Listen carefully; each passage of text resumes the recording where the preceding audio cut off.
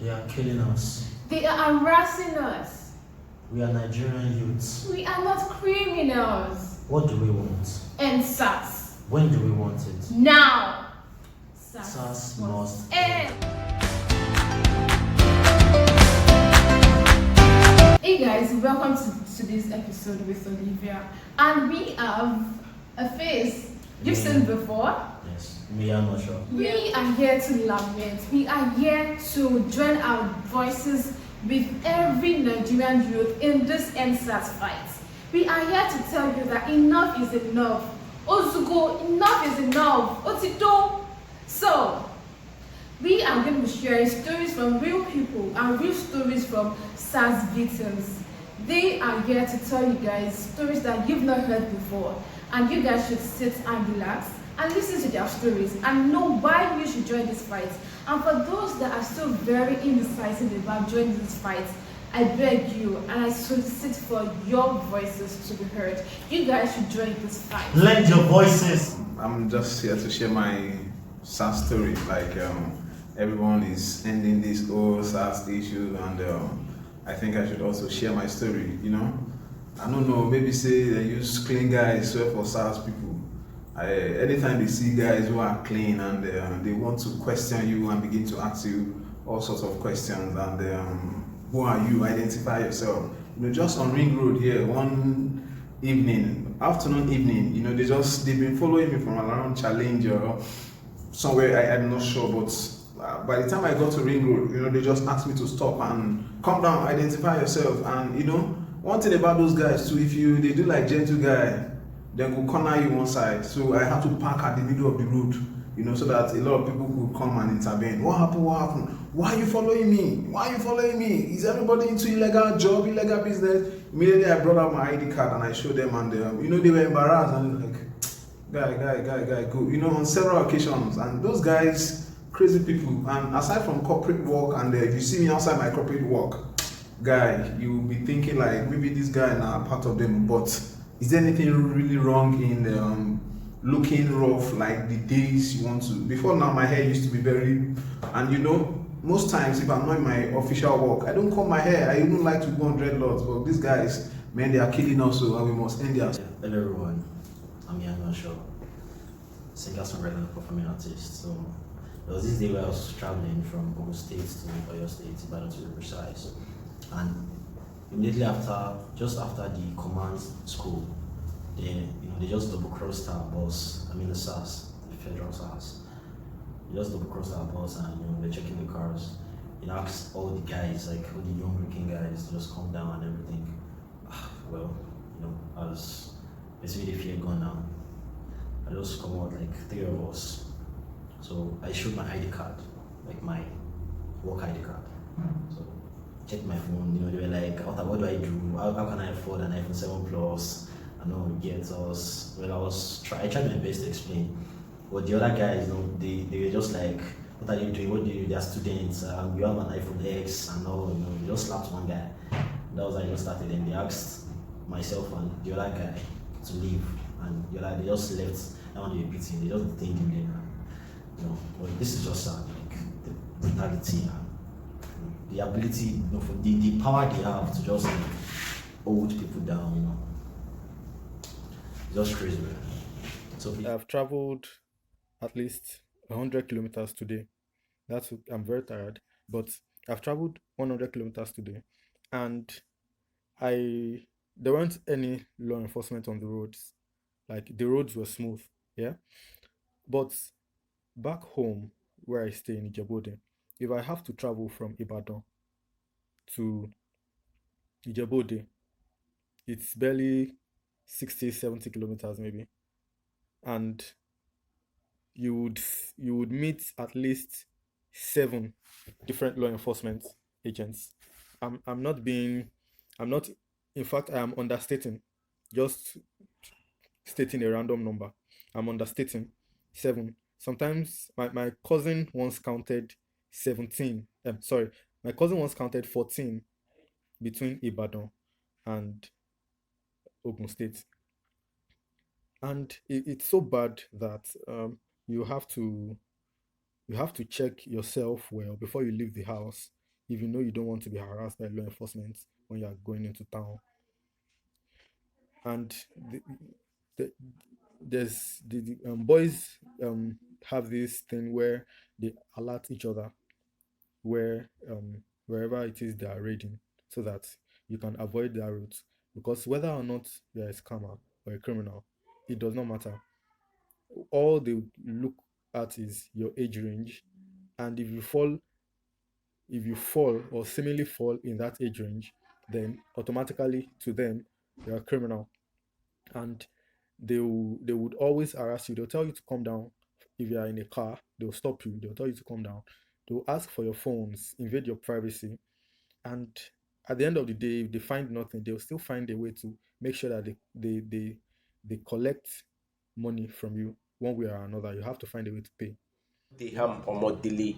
I'm a student of UI and I'm also a portrait artist. I do some portrait drawings and photo enlargement. On this day, 22nd of May, I was on my way to deliver a portrait to a client at Iwo Road. On getting to Iwo Road, I delivered portrait successfully. Unknowing to me, they were following me. So from Iwo Road, I took a bike going to Adigbai to visit a friend. These SARS guys were in Mikra. They were in their black polo shirt and they followed me from Iwo Road to Adigbai. On getting to Adigbai, I was on bike. I stopped. I was putting on a jalabia and back then I had a full beard. I stopped, so they crossed my bike man and they were like, "Stop there, calm down." Okay, I'm off the bike already, so why are they saying calm down? And anytime I encounter them, all I do is just give them my phone without them asking. So this day I gave the guy my phone. I was using two phones then. I gave the guy my two phones and he was like, "You're harassing me. Did I ask you for your phone?" I was like, "That is exactly what you wanted to ask me. So why should I waste my time since that's what you wanted to ask me?" Knowing that I gave him my phone, definitely was like, this one is not probably not someone they were looking for or something.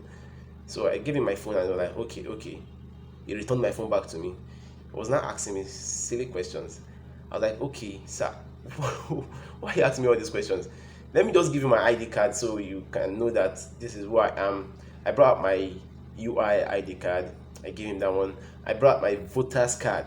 This was the shocking part. When I gave him my voter's card, he said, "This is not a government issued ID card." I was shocked that voter's card that we use to vote, Tamafin Dibu, is not a government issued ID card. Okay, what is now a government issued ID card? He had nothing to say, so he just allowed me. He freed me, knowing that okay, this one really doesn't have anything to offer him. And that was just my experience with Nigerian SARS. Hope this is helpful though. My ID card saved me that day. Saved me from the harassment. With SARS before, but I have friends that encountered these monsters, and that is enough reason for me to join this fight. Because it could be me, it could be you, it could be any one of us. And I have to join this fight because I really want this to end. I want the next person, I want the next youth to be safe, even when they are with their laptops or looking all nice and fresh. I want them to be safe and not get killed. Alright, so I will be sharing a story of somebody very close to me. I didn't lose the person, I just want to share the person's story because he is to try to share the story. Okay, so that morning he had this accommodation issue, trying to get a new apartment. So he was on his way to the agent's office and he got stopped by SARS. And they said, "You, what do you do? Why do you have an iPhone?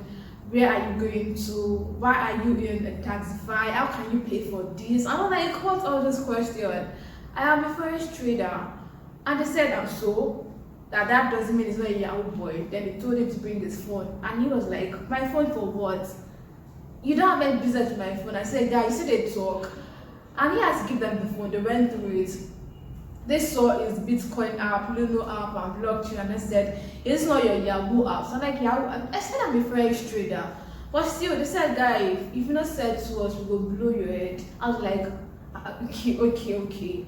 How much are we talking about here? And they said 100K. And they said 100K for what? Like, what did he do? He didn't do anything. His taxify driver was trying to even like intervene or something, but they said, "Oh, guy, if you know say you don't want to follow the station, enter your car, make you quiet."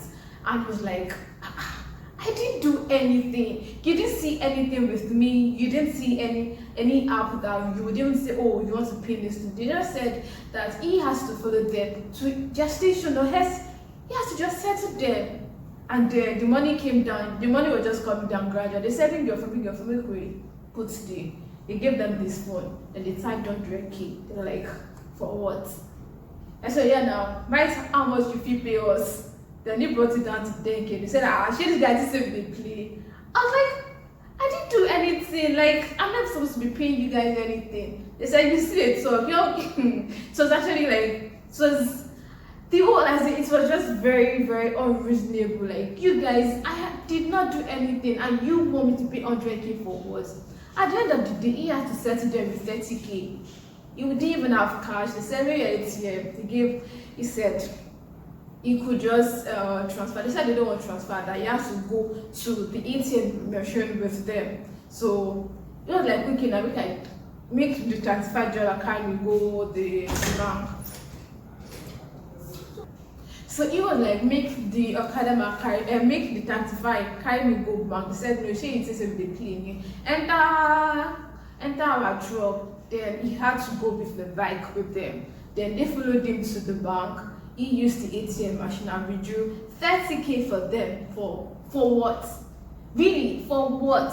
And that was how they let him go without doing anything, without hurting me. But really, that is wickedness. Kudos to every Nigerian youth, influencer, celebrity, reputable people, young and old, that have joined this fight. You guys are the real MVPs, and my heart is filled with love for you guys, really. And thank you so much. With our voices together, we can do great things. We are bringing that change our parents could not bring. We are the new change, okay? Guys, do not relent, do not back down. Because this fight, we are going to win it. We are going to win it. SARS will be ended, whether they like it or not. Whether Boo keeps getting shocked or not, we are going to end SARS. And for those pro SARS and Boo squad, all of you will contact Corona. No, I cannot catch now. They're asking for our lives.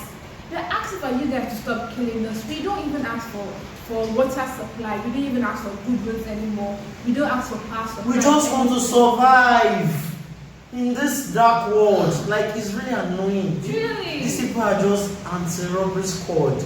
And what are they doing? They're exploiting youth. They are killing us. This is so difficult to bear, guys. Artists. Please, if you've not learned your voice, please start learning your voice now. Let us hear you out. See, these people don't care about us, but now they will not have a choice than to listen to us. That is just what we want. End SARS, really, like, and then these guys have guns. They kill people. Like, have you seen videos?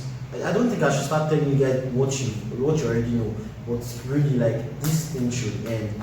Right Please, now. let's keep protesting. Please, God give us more strength. The energy to keep fighting this fight. Because we must keep fighting the good fight until our demands are met.